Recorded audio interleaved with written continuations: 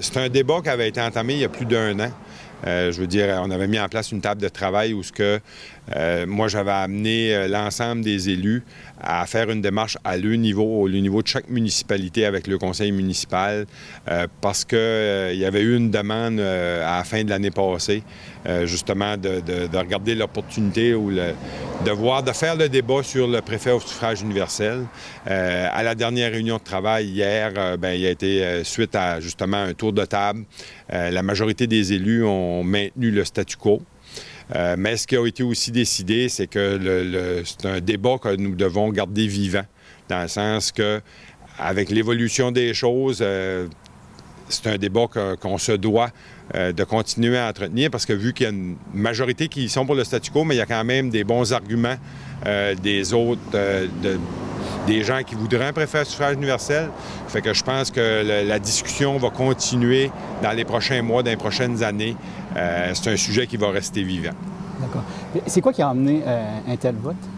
Bien, je vous dirais que, tu sais, il y a des élus autour de la table qui voulaient qu'on fasse une réflexion, parce qu'on sait qu'il y a 2 modèles au Québec présentement au niveau des préfets, de la manière dont on peut les élire. Il y a, comme on est là présentement, c'est ce qu'on appelle élu par ses pairs. Ça veut dire que c'est le conseil des maires qui décide entre eux lequel va prendre le poste. Sinon, bien, il y a, comme, mettons, dans Rocher-Percé ou à Haute-Gaspésie, ici en Gaspésie, que là, c'est la population qui choisit. Il y a à peu près une quinzaine de MRC au Québec, sur à peu près 83-85, qui sont sous le préfet au suffrage universel. Fait que, les élus voulaient, en même temps qu'on fasse justement une recherche pour savoir, bien, c'est quoi les impacts, c'est quoi les conséquences, c'est quoi les enjeux du fait que si on s'en va vers ça.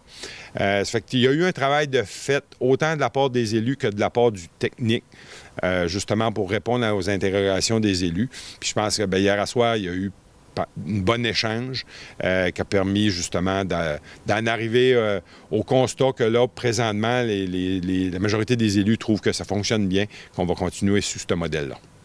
Puis, autre sujet qui concerne la MRC, vous avez la MRC de Bonaventure a un nouveau directeur? Oui, c'est sûr que c'est un processus qui avait été entamé, ça aussi, l'automne, au printemps dernier, dans le contexte de la crise de la pandémie qui est arrivée. Ça a un peu retardé le processus, mais notre directrice, qui était en place depuis plus de 40 ans, nous avait annoncé au début de l'année qu'elle prenait sa retraite. Ça fait que là, il y a eu un processus de dotation pour remplacer ce poste-là, qui a été confirmé hier à soir au Conseil des maires. Puis c'est M. François Bugeaud qui va prendre la relève là, dans les prochaines semaines, qui va avoir une transition qui va se faire, bien sûr, mais c'est M. Bugeaud qui va être le nouveau directeur de la MRC de Bonaventure.